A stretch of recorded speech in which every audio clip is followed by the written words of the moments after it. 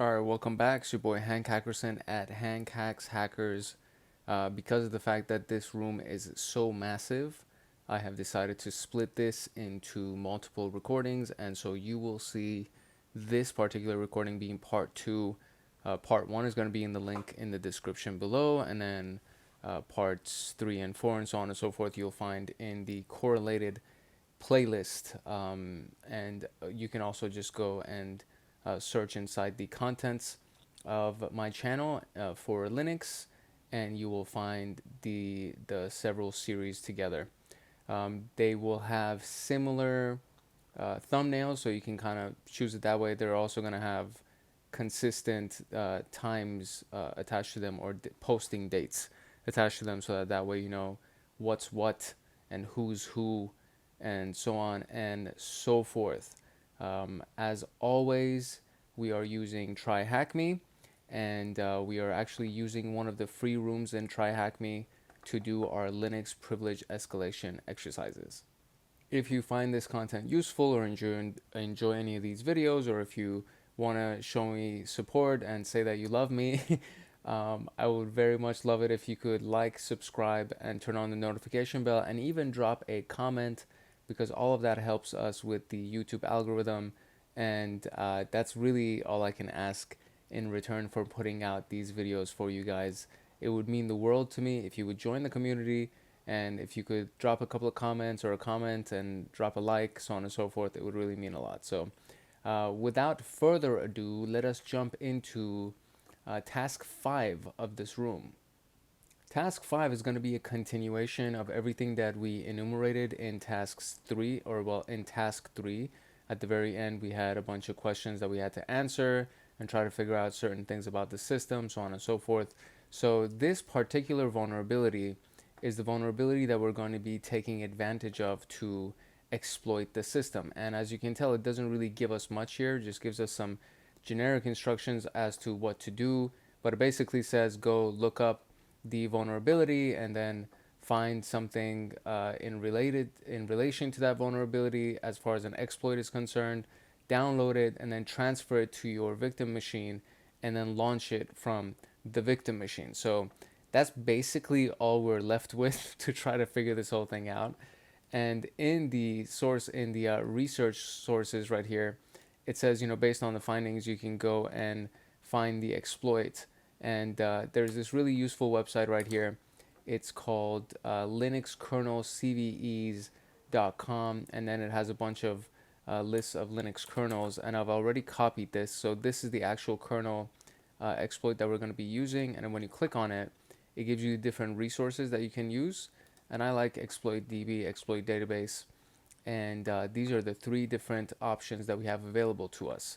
Now this particular one is going to be the exploit that we're actually going to be running, and it's pretty useful because they leave in the comments essentially the instructions of what you have to do, right? So first, and this we already did in the enumeration task, but you would run uname, and then it would give you Linux, Ubuntu, so on and so forth, and this is the kernel version that we're trying to solve for. So we know that we're trying to solve for this kernel version. Then once you have this downloaded, this is what it's going to be. It's going to be a C program file. So it's been saved as ofs.c. You would run the general compiler, and it would compile this, and it would output it into that for you. And then we run the ID just to see what current user ID we're at, and then we run the actual file that we compiled. So we run that, and then it'll spawn, mount, so on and so forth, and then it'll finish. And once it's finished, if you run ID, we should be inside the root folder. And that's the gist of running this particular exploit. So the first thing is that we need to either download this onto our attack box or just copy paste it. And I'm just going to copy this whole thing and then paste it inside a file using nano.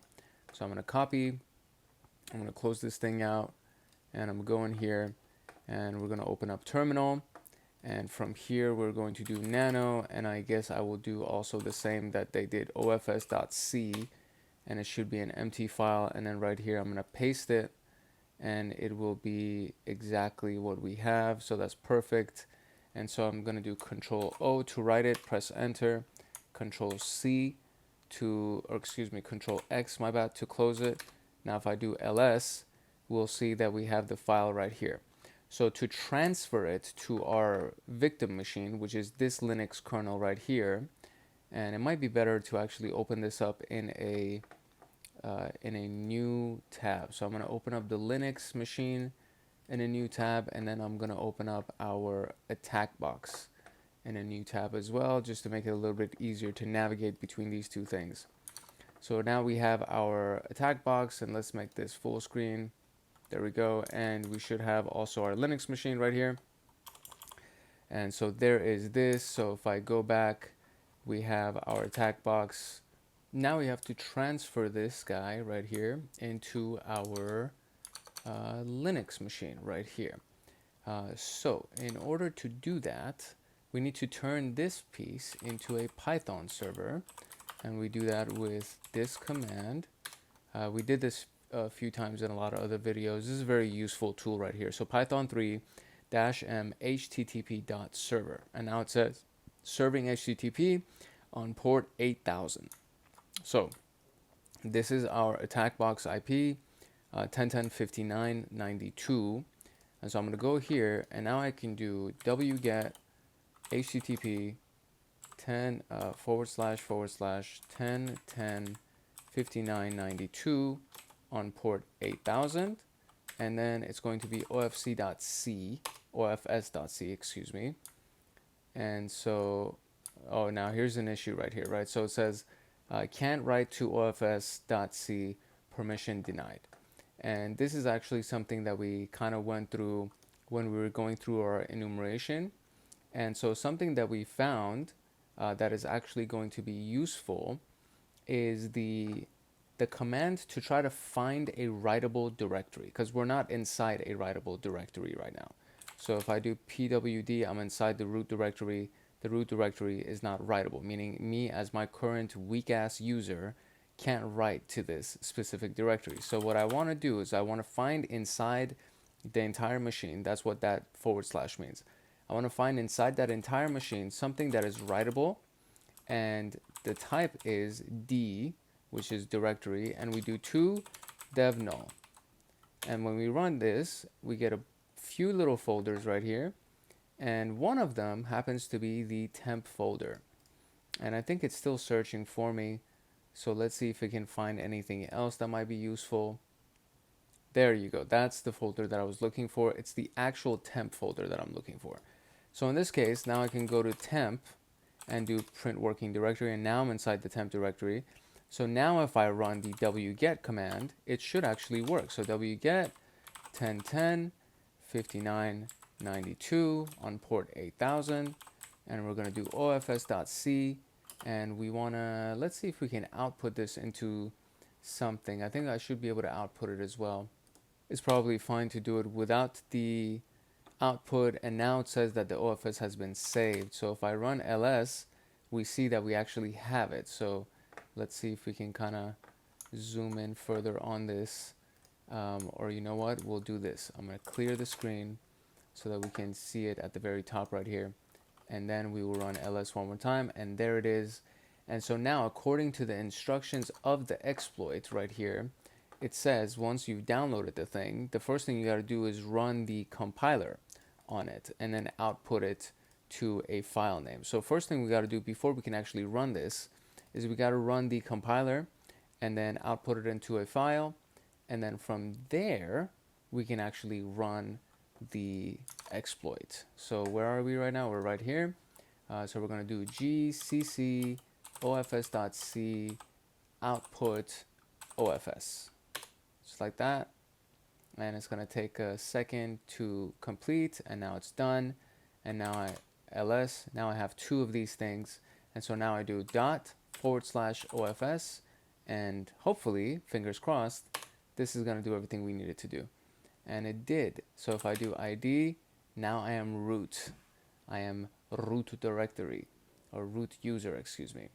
So the task is asking us to find the flag of, I guess, flag1.txt, and we can run a find command to try to find it, but I'm willing to bet that it's on the desktop of the user. So let's see what is the, hold on, let me go and try to find the proper find command. So it would be find name flag1.txt. Let's see if we can find that. Find the find with find, do whatever. There's also locate that we could do. So let's see what locate does for us. Flag1.txt. That doesn't do anything. So find in, not in the current folder. So let's do cd. Actually, so let's see where we are. We are still in the temp folder. So let's go back and we'll do ls. And these are all the different folders that we got. So let's do find in here, and it's going to be type file, or maybe even name flag1.txt. Let me see if I can find that. So it's on Matt's home folder. So if I can go home Matt, can I do that? I definitely can. Now if I do ls, there's a bunch of things on here. So let's do cat flag1.txt, and there it is. So THM ending with 9920. Hopefully I actually, yeah, that's the one. We got it. So not bad as an exercise, huh? So first thing, we had to actually run the whole enumeration steps right here so that we can know what version of kernel we're on. And we got our version of kernel, and then from there we found an exploit on exploit.db, and then from there we downloaded it on our attack box. We served it on a Python server, and then we downloaded it into the victim machine. And then from there we ran the compiler, which is that gcc command. And then after that we were able to actually run the exploit, and it worked, and it transferred us into root. So now moving on into the next tab, or the next task, which is privilege escalation sudo. Okay, so for this, it also, I mean, it's pretty much the same machine, it seems like. Okay, so for this, it is pretty much the same machine. I think instead of reloading everything, I can probably just do an SU and switch the user to Karen. And now we are Karen. And so if I try to do cat on flag 1, it should say permission denied. Okay, so we are Karen in the current working directory, and there is that. So we didn't have to restart the whole machine, which is kind of convenient because it saves us a little bit of time. So now and I can end this Python server. Now the idea is to do the sudo issue, or the sudo command right here. So if you remember from the last video, and I'll show you again in this video just so you can kind of see what's going on. Okay, so it seems that even a basic command like clear does not work here. So this is kind of a weird situation here, which means I probably do have to restart the machine from the very beginning, which is a little bit annoying. But so while it restarts, or while it starts, I guess, what I'll do is I'll just go through this next one. I'll start this up, and then we'll read through this instructions, and it only takes a minute for that one to start up. So sudo L basically lists all of the privileges that sudo on whatever user you are, it has. It'll list anything that you can do as sudo. And when we ran it with Karen, she couldn't do anything as sudo. She can't even access sudo. So what we need to do is we need to find exploits with this binary that we can exploit. And so one of my favorite places is GTFO bins. I like to call it get the fuck out bins. I'm not sure if that's actually what it stands for, but it's fun to say. And if you go to it, it's basically a list of a bunch of different things. And then if we go here and we search for sudo, we see that there is a binary that has an exploit attached to it. And it's pretty basic. It says if the binary is allowed to run as a super user by sudo, it does not drop the elevated privileges and may be used to access the file system. So that's one that's pretty interesting. But then there's a bunch of other things that can be done to also go through this issue. So once you run sudo L, it'll give you the possible list of all the things that you can do, okay, as sudo. Some applications don't have exploit within this context. Such applications, you'll see, maybe the Apache 2 server. In this case, we can use a hack to leak information leveraging functions of the application.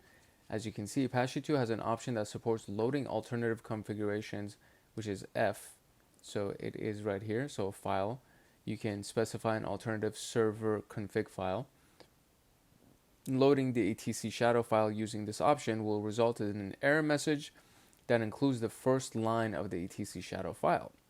So next one would be LD preload.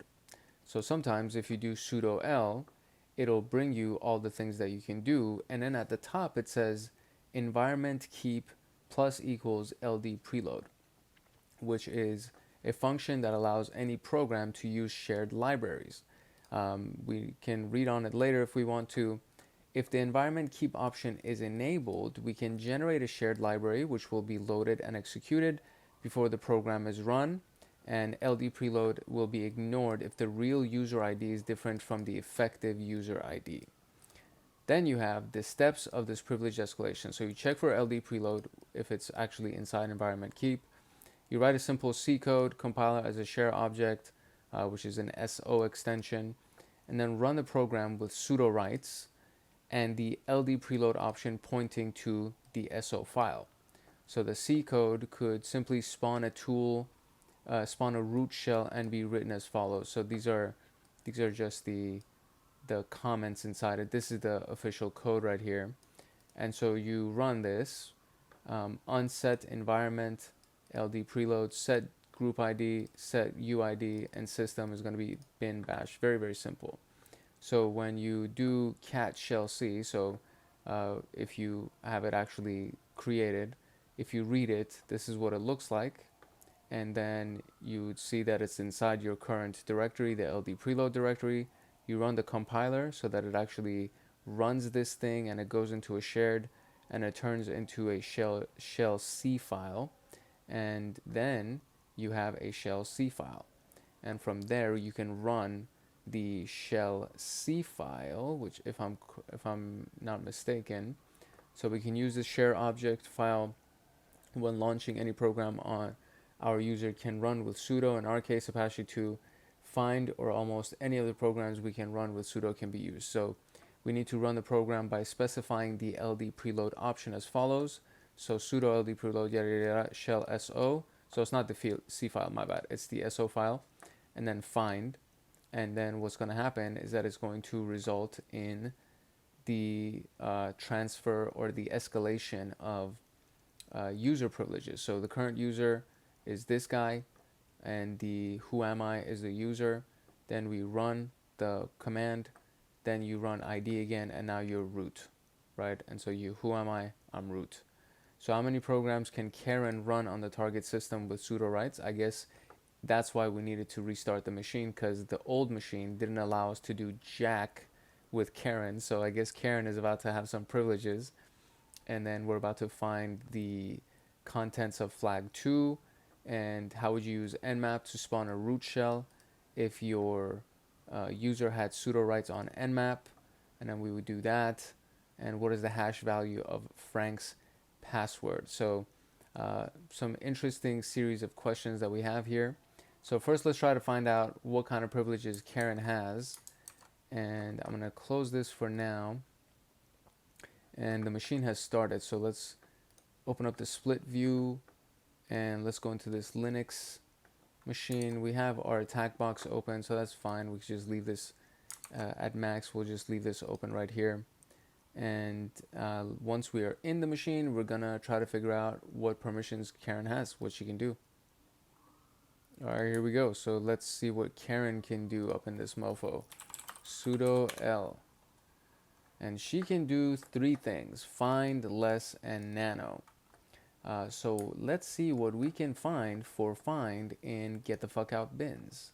So we go here, find. It can spawn a shell, it can write a file, and it can have SUID and sudo. So let's try this. What can we do? We want to spawn a shell here. So it says find dot exec bin sh backslash semicolon quit. It can be used to break out from restricted environments by spawning an interactive system shell. So I might not even need to do anything apart from actually running this command. So let's see if just running that command will end up working for us. So find dot exec bin shell backslash semicolon quit. You know what? I'm gonna open this up. I'm gonna open this up in a different window because I don't think I'm gonna memorize that. I do not have a photographic memory, so don't judge me, okay? Okay, so let's see. Sudo find dot exec bin sh backslash semicolon quit. Looks like it worked. Who am I? I am root. Just like that. You see how quick that was? That was crazy. So I went from being Karen, and now I am root. Not Groot, root. So the question is, so how many can she run? We found that she can run 3. What is the content of flag 2? So what is the, you know what, this is why I like keeping it as a full screen, because I can stay zoomed in and it won't mess with anything else. So I'm just going to minimize this back down, go here, and wait for it to connect, excuse me. And let's zoom in right here. And so we need to find a file, and the file is flag 2, and I gotta memorize this command because we're gonna use this a lot. So find in here, name flag2.txt. Oh crap, I forgot to do the toDev null thing. Clear, buddy, what are you doing? Find wait, what's the print working directory? We're in root. Okay, find name flag2.txt and then toDev null.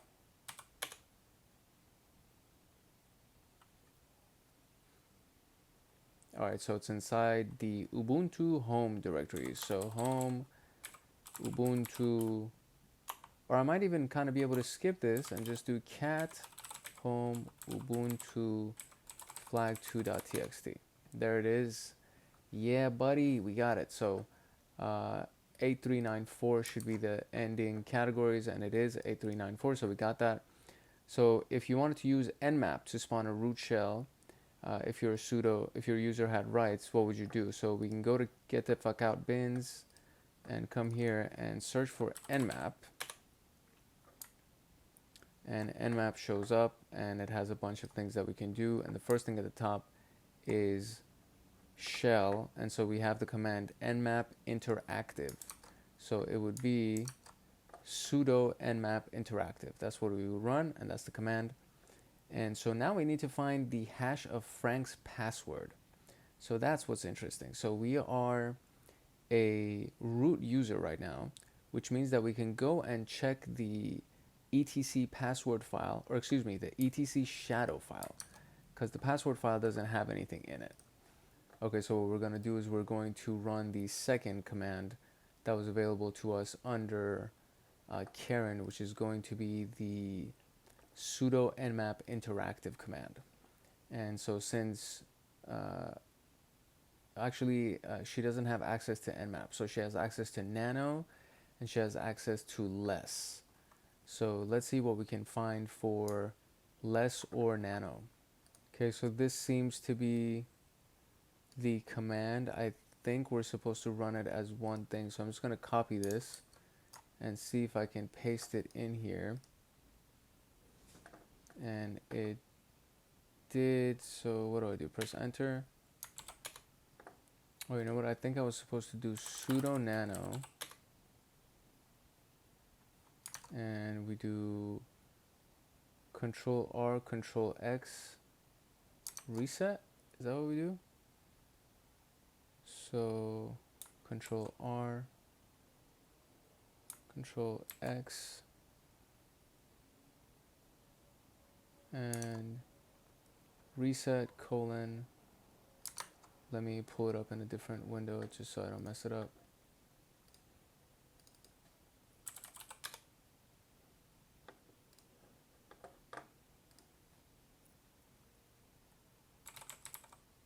Reset semicolon sh1 and 0, 2, and 0. Enter. It's executing. Oh shoot, it worked. Look at that. Wow, look at that. It actually did work. And we are actually root now. It's kind of a weird thing, but it's inside nano and we are actually root, so that did actually work.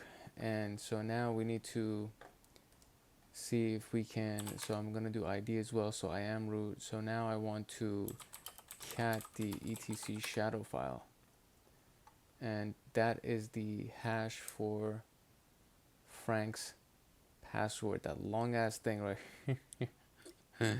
This whole thing right here is Frank's hash, and I wonder how far it goes.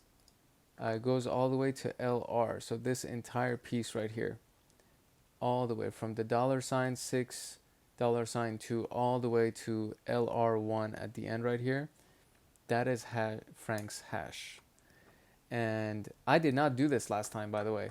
Last time I was not able to, or I don't know if I tried it or not, but I never tried to run sudo nano and then that whole thing. And then when you do Control R and Control X, I didn't realize that at the bottom it said, what command do you want to run? And then you do reset and this whole other thing.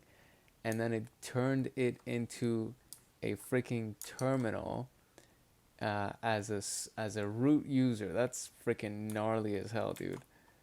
So there's that. That is pretty awesome. It has executed. So how the hell do I get out of here? I think I have to actually close this machine out anyways. But we got all of our answers. So these are all the answers that we were looking for. So she can run 3 different programs. We found the first flag or the second flag. This is the sudo nmap interactive if she wanted to use, if she had permission to use nmap. But then what we did was we went and used nano to actually spawn a shell. And that was really fun to do. I liked it. I don't know about you, but I really liked it. So I am now going to move on to the next privilege escalation exercise, which is SUID. So set user ID, also considered to be super user. So moving on to the next one. I got to terminate this and then we're going to start the next machine. All right. So privilege escalation with the super user set user ID. And so to be able to find what we can run as, to be able to find what has the SUID permission set, we're going to run the command. So I'm going to close this one because that's the old one. I'm going to come here and do show split view, and we're going to go to the Linux machine and open that in a new window, a new tab, excuse me. And we can shrink this back down, and I'm going to go to my other window so I can actually read the instructions. All right, so the first thing that we want to do is we want to find what can be run as an SUID. So to do that, we are going to run this nifty little command. So find type file, right? Perm for permission 04000, that is the SUID permission. Then list it for me, and of course to dev null. and it's going to go take a second, and then it's going to give us all of these things that we can run under SUID. And then you can see it right here. It's literally this thing right here.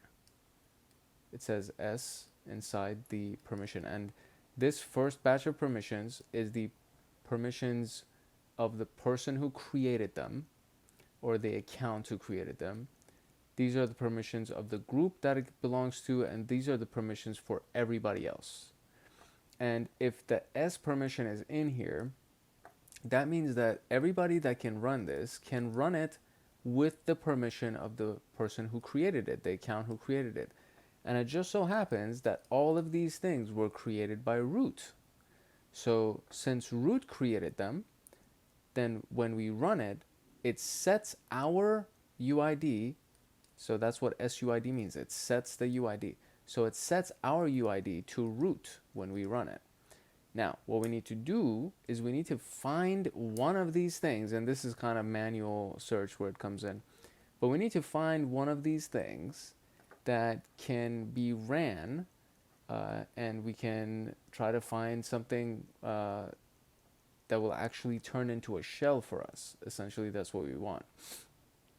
So what we need to do is to basically the instructions of the room actually says to compare the executables on this list with get the fuck out bins and clicking on the SUID button will filter binaries to be exploitable when the SUID bit is set. And you can also use this link for a pre-filtered list, which doesn't really matter because we can do it manually. And so the list above shows that Nano has the SUID bit set. Unfortunately, GTFO bins does not provide us with an easy win.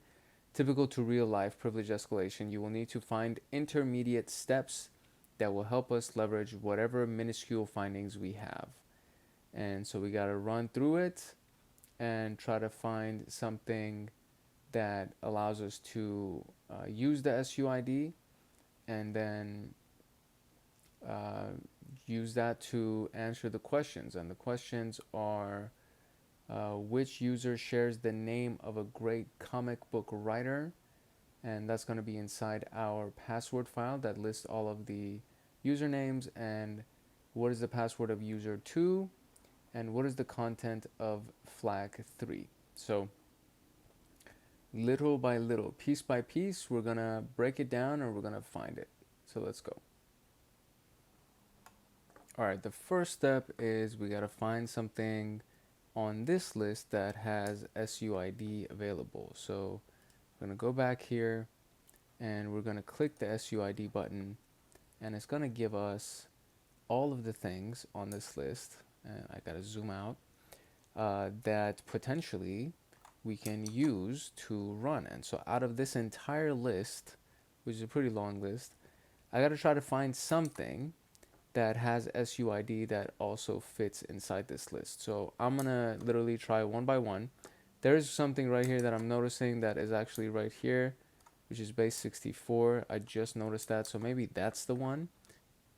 All right, just to first actually see if we can read the cat etc password file that shows all the users. Oh, we can. Okay, so well, this one is easy because it's asking, one of the questions is asking is which user shares the name of a great comic book writer, and starting from the bottom up, it's pretty much all the other users apart from like all the basic users that comes with the system. And so there's us, Karen, and then user 2, and then there is Jerry Conway.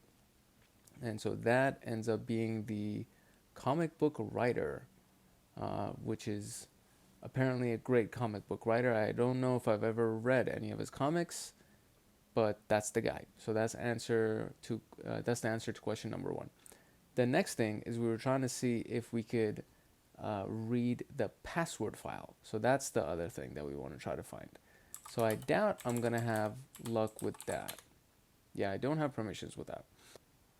Okay, so since we have base 64 as one of the binaries that we can run, what we want to do is from this list, and this is on this list, the base 64 binary is here, and it has the SUID permissions set right here. or the SUID option, I guess. The first part would be to actually install base64, but it's already installed on the machine. So the next thing is that we need to dedicate a file to read to it, right? So that's going to be our shadow file that we couldn't get access to before. And in order to be able to pull this off, we need to combine, so we need to unshadow the shadow file, basically, right? And we do this with John the Ripper. And the process is we're going to go on our attack box first, and we're going to create a password.txt file. And the way that we do that is we just basically read the password.txt password file, and then we copy it, like manually copy it inside a txt file on our attack box.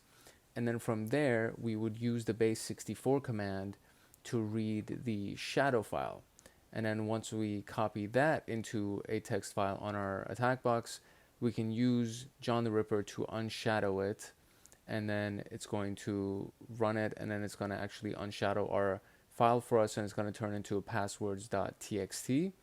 And then once we have that, we can run it against a dictionary, which there's several inside the attack box already, but we run it against a dictionary, and from that it should pull the password out for us. And that way we'll actually be able to find that password, and then from there we'll be able to log in and do it, as user 2, and try to get that third flag right there. So what we're going to do first is we're going to go into this thing right here, and from here we're going to run cat etc passwd, and there it is. And so from here I'm going to do this thing right here. Oh, I see. You know what? Okay, so this is actually probably the reason why it was recommended for us to use the attack box to secure shell instead of using the actual Linux machine itself, because it doesn't, the basic things like copy and right click copy or things like that don't work in there. So what I'm going to do is I'm going to actually, for the rest of this, I'm going to secure shell from the attack box into our victim machine, and then from there we're going to copy the file and unshadow and do all of that stuff. So first and foremost, here we go, we're going to go right here. Let's zoom in a little bit. If you've never seen SSH before, it's pretty simple. It would be Karen at 10.10.38.232, which is the IP of the victim machine, and her password is password with a capital P and the number 1 at the end. And now we are ID Karen, so this is who we are. So from here we can do cat etc shadow, not shadow, sorry, password, and that's the password file. And so I'm gonna open this up a little bit so I could read the whole thing. And there we go. So from here we're gonna go all the way down. I'm gonna copy this, and I'm just gonna create a new terminal, and I'm gonna, in my root folder, I guess, I'm just gonna do nano password.txt, and I'm gonna paste it in here, and Control O to write it, press enter, Control X to exit, and now we have the password.txt. And so since that is all good, now what we need to do is we need to use that base64 SUID series of commands to make this work. And so just to reconfirm, right, we can't read the etc shadow file because we don't have permission. So what we got to do is we got to run the file through base64, and it's going to be etc shadow. That's going to be the local file that we want to read, and then it's that forward base64, and it's going to be this L file variable because it's going to point to what we want it to go to, and then base64 decode is the command, and we press that, and it says base64 not found. So that's always exciting. So let's see if we can just do a normal base64